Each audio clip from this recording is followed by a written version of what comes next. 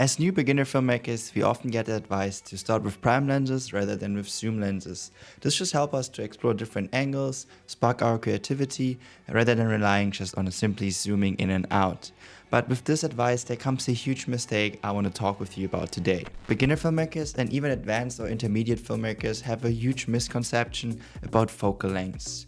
Focal lengths are not simply just moving in closer. For example, if you have a 35mm lens and you want to, for example, let's say get a closer or tighter shot like you would get with a 70 or 90mm lens, the common conception is that you just simply have to move in closer to your subject to achieve the same look and feel of your video.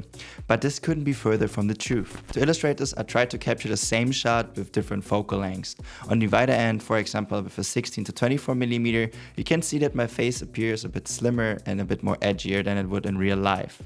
Also, you can see that there's a bit of distortion going on the side of the image, which is totally normal for wide angle shots and often gives you also a bit of a fisheye effect or feel, even though with 24mm it's not that much. This also results in a not so high depth of field, and the background usually doesn't have a background blur, and there's also not that much background separation to the subject. The subject appears kind of small in comparison to the background. When you go to the mid-range, for example the 35 to 50mm, you can see that the face looks a bit more natural than it would in real life. This is probably the closest you can get to a real life looking face. The face looks normal, not too edgy, not too round, and you have a nice separation from the background. There is no distortions going on the side of the image, and there's a nice depth of field. The subject looks proportional to the background. When you now zoom in from 70mm and beyond, you're starting to get into the telephoto range.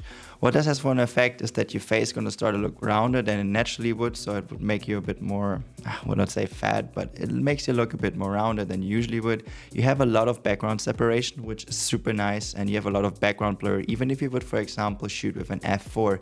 This is a trick I like to use if I don't have a low aperture lens with me. I just simply use a higher focal length, which helps me to get some nice separation from the background and gives me that nice bokeh and background blur, which you usually would get with an f1.8, f1.4, or even f1.2.